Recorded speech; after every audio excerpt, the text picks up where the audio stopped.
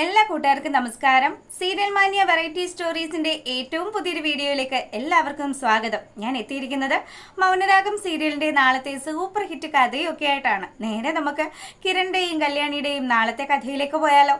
അങ്ങനെതാ കോടതി വരാന്തയിൽ വെച്ച് നമ്മുടെ കല്യാണി ശരണ്യക്ക് വാക്ക് കൊടുക്കുകയാണ്. ശരണ്യയുടെ ഭർത്താവും ഒക്കെ ഇപ്പൊ നേരിടുന്ന എല്ലാ പ്രശ്നങ്ങൾക്കും ഒരു പരിഹാരം ഞാനും എൻ്റെ കിരണേട്ടനും കൂടി നിന്ന് ചെയ്തു തരാം എന്നുള്ളൊരു വാക്ക്. അപ്പം ആ ഒരു വാക്ക് കേട്ടതും വീൽ ചെയറിലിരിക്കുന്ന ശരണ്യയുടെ ഭർത്താവിനാണെങ്കിൽ സമാധാനമായി.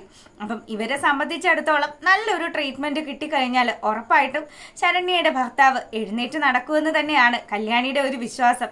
കല്യാണി പറയുന്നുണ്ട്, ഒരുപാട് വർഷക്കാലം സംസാരശേഷി ഇല്ലാതിരുന്ന എന്നെ വിദഗ്ധ ചികിത്സയ്ക്ക് വിധേയമാക്കിയത് കൊണ്ടാണല്ലോ എനിക്കിപ്പോൾ ഇത്രയും നന്നായിട്ടൊക്കെ സംസാരിക്കാൻ സാധിക്കുന്നത്. അതുപോലെ തന്നെ ശരണ്യ, നിന്റെ ഭർത്താവും എഴുന്നേറ്റ് നടക്കും. പഴയതുപോലെ തന്നെ നിങ്ങൾക്ക് നല്ലൊരു ജീവിതമൊക്കെ ഉണ്ടാകും. എൻ്റെ ആങ്ങളെയായിട്ട് തകർത്ത നിങ്ങളുടെ ലൈഫ് അത് ഞാനും എൻ്റെ കിരണേട്ടനും ഒക്കെ ചേർന്ന് വീണ്ടും പടുത്തുയർത്തും എന്നുള്ളൊരു വാക്ക്.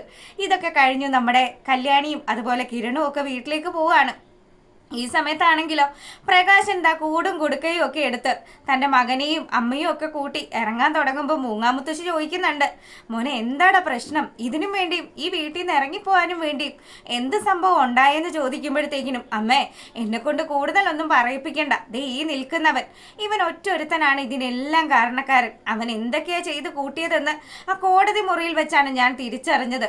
ഇവനെ പോലെയുള്ള ഒരു കൊടും ക്രിമിനല് ഇവൻ ഇനി നേരെ ജയിലിലേക്കായിരിക്കും പോകുന്നത് എന്നൊക്കെ പറഞ്ഞ് പ്രകാശൻ തലക്ക് കൈകൊടുക്കുകയാണ്. അപ്പൊ മുത്തശ്ശിക്ക് ഏകദേശം കാര്യങ്ങളുടെ കിടപ്പൊക്കെ പിടികിട്ടി. മുത്തശ്ശിയാണെങ്കിലും എന്നാ ഇനി ഇവിടെ നിൽക്കണ്ടടാ മോനെ, നമുക്ക് ഇവിടുന്ന് പോയേക്കാന്നും പറഞ്ഞ് എല്ലാവരും കൂടെ ഇറങ്ങി പോവാൻ തുടങ്ങുന്ന സമയത്ത് നമ്മുടെ ശരണ്യ വരികയാണ്. ശരണ്യ വന്നതും നിനക്ക് സമാധാനമായല്ലോ എന്ന് പ്രകാശൻ ചോദിക്കുകയാണ്. അതേടോ, എനിക്ക് സമാധാനമായി. താനും തൻ്റെ മകനും അതുപോലെ എല്ലാവരും ചേർന്ന് എൻ്റെ ജീവിതം നശിപ്പിച്ചതല്ലേ. അങ്ങനെയുള്ളപ്പം തൻ്റെ മകനെ ഞാൻ വെറുതെ വിടാൻ പാടുണ്ടോ? ദേ ഇവന് നിയമം അനുശാസിക്കുന്ന ഏറ്റവും വലിയ ശിക്ഷ തന്നെ കിട്ടും, ഇല്ലെങ്കിൽ ഞാനത് വാങ്ങിക്കൊടുത്തിരിക്കും. ശരണ്യയുടെ മുഖത്ത് നോക്കി പ്രകാശം പറയുകയാണ്, നിനക്ക് എൻ്റെ മോനെ ഒരു ചുക്കും ചെയ്യാൻ സാധിക്കില്ല. നീ ആ വീൽ ചെയറിലിരിക്കുന്ന അവനെയും തള്ളിക്കൊണ്ട് ജീവിതകാലം മുഴുവനും തേരാപ്പാര നടന്നു എന്ന് പറയുകയാണ്. അപ്പം താനെ അധികം സംസാരിക്കുന്നു വേണ്ടടോ. തൻ്റെ മകൻ, താൻ മറ്റു പെൺമക്കളെക്കാട്ടിലും ഏറെ അധികം സ്നേഹിച്ച തൻ്റെ മകൻ, ഇവൻ കാരണമായിരിക്കും തൻ്റെ മരണമെന്നും പറഞ്ഞ് പ്രകാശനെയും അമ്മയെയും വിക്രത്തിനെയും ഒക്കെ ആ വീട്ടിൽ നിന്നും ആട്ടി ഇറക്കുകയാണ്. അപ്പം ഇവർക്കാണെങ്കിൽ ഇതാ ഇനിയിപ്പൊ പെരുവഴിയല്ലേ ഉള്ളൂ. ഉണ്ടായിരുന്ന ഒരു തറവാടാണെങ്കിലും മകന്റെ കയ്യിലിരിപ്പ് കൊണ്ട് തന്നെ വിറ്റ് തുലക്കേണ്ടി വന്നു. ഇനിയിപ്പോൾ പോകാൻ വേറെ സ്ഥലങ്ങളൊന്നും ഇല്ലാത്ത കൊണ്ട് പെരുവഴിയിൽ നിന്ന് നമ്മുടെ പ്രകാശൻ ഇങ്ങനെ ചിന്തിക്കുകയാണ്, ഇനിയിപ്പോൾ എന്ത് ചെയ്യും? അപ്പം മുത്തശ്ശിയോട് ചോദിക്കുമ്പോൾ മുത്തശ്ശി പറയുന്നുണ്ട്, എടാ മോനെ, നമ്മൾ ഇതിവിടെ വരുന്നതിന് മുന്നേ രതീശന്റെ കാല് പിടിച്ച് അവൻ്റെ വീട്ടിലായിരുന്നല്ലോ താമസിച്ചുകൊണ്ടിരുന്നത്. അതുകൊണ്ട് നമുക്ക് അവൻ്റെ വീട്ടിൽ പോയി താമസിച്ചാലോ? അമ്മ ഇച്ചിരി താണൊക്കെ സംസാരിക്കാം. പിന്നെ പ്രകാശ, ദേ അവൻ ഇഷ്ടപ്പെടാത്ത ഒരു കാര്യവും നീ സംസാരിക്കാൻ നിൽക്കണ്ട. ഇപ്പോഴാകുമ്പം കാദംബരിയുടെ മാസമൊക്കെ അടുത്ത് വരികയാണല്ലോ, അതുകൊണ്ട് അവൾക്കൊരു സഹായത്തിനാന്നും പറഞ്ഞ് നമുക്ക് അവിടെ കയറി കൂടാന്ന് പറയുകയാണ്. അങ്ങനെ ദാ പ്രകാശൻ രതീഷിനെ രഹസ്യമായിട്ട് കാണുകയാണ്. അപ്പം രതീശന്റെ അടുത്ത് വന്നിട്ട് അവനെ മാറ്റി നിർത്തി സംസാരിക്കുക. അതെ, ഞങ്ങൾ എന്തായാലും കാദംബരിയുടെ ഡേറ്റും കാര്യങ്ങളും ഒക്കെ അടുത്ത് വരികയല്ലേ, ഇനിയിപ്പോൾ എന്തായാലും ഇവിടെ ഒരാളുടെ സഹായമൊക്കെ വേണം. അതുകൊണ്ട് ഞങ്ങൾ ഇവിടെ നിന്നാലോ എന്ന് ആലോചിക്കുകയാണെന്ന് പറയുകയാണ്. അപ്പം പെട്ടെന്ന് തന്നെ രതീശിന്റെ കാര്യം പിടികിട്ടി. ശരണ്യ ആ വീട്ടിൽ നിന്നും ആട്ടി ഇറക്കിയത് കൊണ്ടാണ് ഈ കൊടും കുറ്റവാളിയൊക്കെ ആയിട്ട് നിങ്ങൾ ഇങ്ങോട്ട് കയറി വന്നത് എന്നുള്ള കാര്യം അത് പച്ചയ്ക്ക് പ്രകാശന്റെ മുഖത്ത് നോക്കി രതീഷ് ചോദിക്കുകയാണ്. അപ്പൊ കാദംബരി വന്ന് പറയുന്നുണ്ട്, അതെ, അച്ഛനെ എപ്പോഴും പ്രിയപ്പെട്ടത് അച്ഛൻ്റെ ഈ പുന്നാരം മോൻ തന്നെ ആയിരുന്നില്ലേ, അതുകൊണ്ട് അച്ഛൻ അവനെയും കൂട്ടി ഈ വീട്ടിൽ നിന്ന് പോയിക്കോ. നിങ്ങൾ പോയതിന് ശേഷമാണ് സമാധാനം എന്താണെന്ന് ഞാൻ അറിഞ്ഞതെന്നുള്ളൊരു വാക്ക് പറയുക. അപ്പം മുത്തശ്ശി പറയുന്നുണ്ട്, എടി എത്രയൊക്കെ വന്നാലും ഇത്രയും വലിയൊരു സാഹചര്യമൊക്കെ ഞങ്ങൾക്ക് ഉണ്ടായി. ആ സമയത്തെങ്കിലും നീയും നിന്റെ ഭർത്താവും ഒക്കെ ഞങ്ങളെ പിന്തുണയ്ക്കണ്ടേ? നീ ഒന്ന് ആലോചിച്ച് നോക്ക്. ഹാർട്ട് പേഷ്യൻ്റ് ആണ് എൻ്റെ മകൻ. അവനും അതുപോലെ നിന്റെ ആങ്ങളെയും കൊണ്ട് ഈ മുത്തശ്ശി വയസ്സാം കാലത്ത് എവിടെ പോവാനാണ്? അപ്പോൾ ഇതൊക്കെ കേൾക്കുമ്പോഴും കാദംബരി പറയാണ്, അതേ അത് മുത്തശ്ശി ഓരോ കാര്യങ്ങൾ പറഞ്ഞ് കൊച്ചുമകനെ വളർത്തിയ സമയത്ത് ആലോചിക്കണമായിരുന്നു. ഇനിയിപ്പോൾ പറഞ്ഞിട്ട് കാര്യമൊന്നുമില്ല. അതുകൊണ്ട് ഈ വീട്ടിൽ നിൽക്കാനൊന്നും പറ്റില്ല. എനിക്ക് മാസം തികഞ്ഞെങ്കിൽ എന്നെ നോക്കാൻ എൻ്റെ ഭർത്താവും അമ്മയും അനുജത്തിയും ഒക്കെ ഉണ്ട്, അവരെന്നെ നോക്കിക്കോളും. നിങ്ങളാരും ബുദ്ധിമുട്ടണ്ടെന്നും പറഞ്ഞ് കാദംബരി അവളുടെ തീരുമാനം പറയുകയാണ്. ഇപ്പോൾ പ്രകാശനിതാ മിക്കക്കള്ളിയില്ല. ഇനിയിപ്പോൾ എന്ത് ചെയ്യും? കോടതിയിൽ നടന്ന കാര്യങ്ങളെല്ലാം ഓർക്കുമ്പം പ്രകാശനാണെങ്കിൽ വിക്രത്തെ വലിച്ചു കീറാനുള്ള ദേഷ്യവും.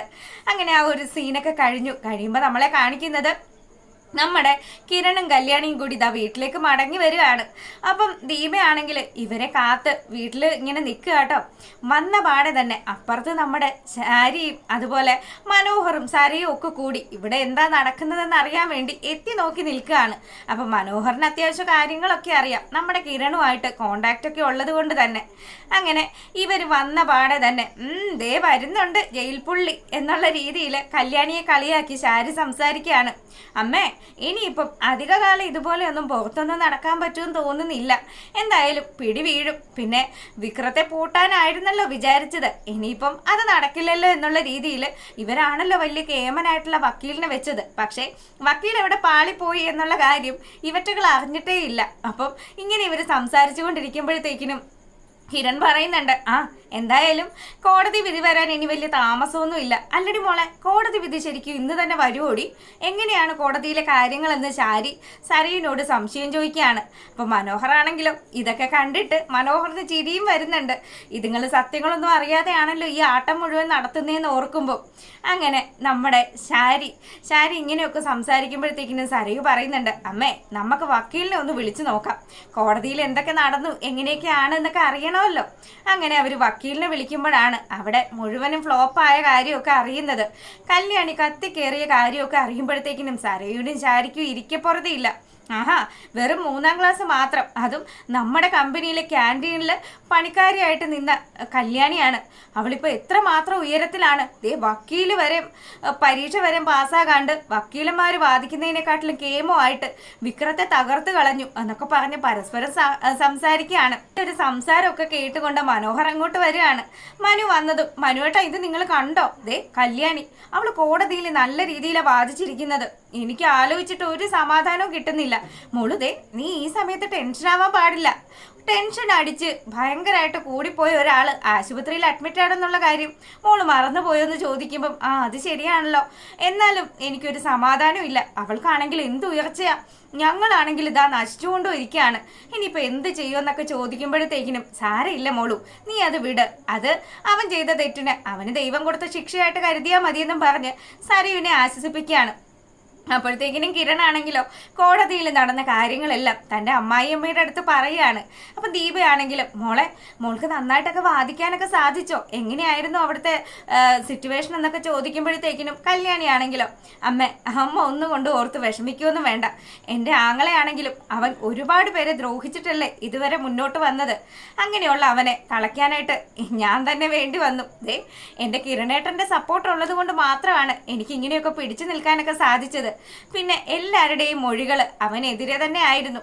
എനിക്ക് ഏത് സാഹചര്യം കൊണ്ടാണ് അവന്റെ കാരണത്തടിക്കേണ്ടി വന്നത് എന്നുള്ള കാര്യം കോടതി മുമ്പാകെ സ്ഥാപിച്ചെടുക്കാൻ എനിക്ക് സാധിച്ചിട്ടുമുണ്ട്. അതുകൊണ്ട് അമ്മ ടെൻഷനൊന്നും അടിക്കണ്ട. ഇനിയിപ്പോൾ കുറച്ച് നാൾ കഴിയുമ്പോഴത്തേക്കിനും ഈ കേസിന്റെ വിധി വരും. വിധി വരുമ്പം അമ്മയുടെ രാജകുമാരൻ അവൻ ഇനി നേരെ ജയിലിലേക്ക് പോകും. ഒരു മനുഷ്യരെയും ദ്രോഹിക്കാനായിട്ട് ഇനി അവൻ ഉണ്ടാകില്ല എന്നുള്ള കാര്യം പറയുമ്പം ദീപയ്ക്ക് ചെറിയ വിഷമമൊക്കെ ഉണ്ടെങ്കിലും അവൻ ചെയ്തു കൂട്ടിയതിനുള്ള ശിക്ഷയല്ലേ, അവൻ അത് തന്നെയാണ് കിട്ടേണ്ടതെന്ന് തന്നെയാണ് ആ അമ്മയും ആഗ്രഹിക്കുന്നത്. അപ്പം ഇവരിവിടെ നിന്ന് ഈ കാര്യങ്ങളൊക്കെ സംസാരിക്കുമ്പോഴത്തേക്കിനും ശാരിയാണെങ്കിലോ ഇവള് വാദിച്ച കാര്യങ്ങളൊക്കെ അറിഞ്ഞു. അങ്ങനെ ശാരി അവിടെ നിന്നിട്ട് വെല്ലുവിളിക്കുകയാണ്, എടാ കിരണേ, നീ എത്ര കണ്ട് ചാടിയാലും, നിന്റെ വിദ്യാഭ്യാസം ഇല്ലാത്ത പെണ്ണും പുള്ള എത്ര കണ്ട് അങ്ങ് വക്കീലാകാൻ ശ്രമിച്ചാലും ഒരു പ്രയോജനം ഉണ്ടാകില്ല. ഇവള് തന്നെ ആയിരിക്കും ജയിലിൽ പോകുന്നത്. നിന്റെ ഭാര്യയെ കയ്യിൽ വിലങ്ങൊക്കെ വെച്ച് കൊണ്ടുപോകുന്ന കാഴ്ച അത് ഞങ്ങൾക്ക് കാണേണ്ടി വരുവടാ, അത് നടക്കും എന്നുള്ള രീതിയിൽ ഇങ്ങനെ സംസാരിക്കുമ്പോൾ, അതെ അമ്മായി, നിങ്ങൾ കാത്തിരുന്നോ, എന്തായാലും നോക്കാം. കുറച്ച് നാൾ കഴിയുമ്പോൾ വിധി വരും. വിധി വരുമ്പോഴത്തേക്കിനും നമുക്ക് നേരിലൊന്ന് കാണാൻ കിട്ടുമെന്നും പറഞ്ഞ് നമ്മുടെ കിരൺ അങ്ങ് പോവാൻ തുടങ്ങുമ്പോൾ ശാരി ദേഷ്യപ്പെട്ട് അങ്ങ് പോവുകയാണ്. അപ്പൊ പെട്ടെന്ന് തന്നെ മനോഹറാണെങ്കിലോ, അളിയ എല്ലാം സെറ്റല്ലേ എന്ന് ചോദിച്ച് ഇങ്ങനെ കാണിക്കുന്ന ആ ഒരു സീൻ കാണിച്ചുകൊണ്ടാണ് നമ്മുടെ വീഡിയോ വൈൻഡപ്പ് ആകുന്നത്. അപ്പം എല്ലാ കൂട്ടുകാർക്കും നല്ലൊരു രാത്രിയൊക്കെ ആശംസിച്ചുകൊണ്ട് വീഡിയോ വൈൻഡപ്പ് ചെയ്യാണ്. താങ്ക്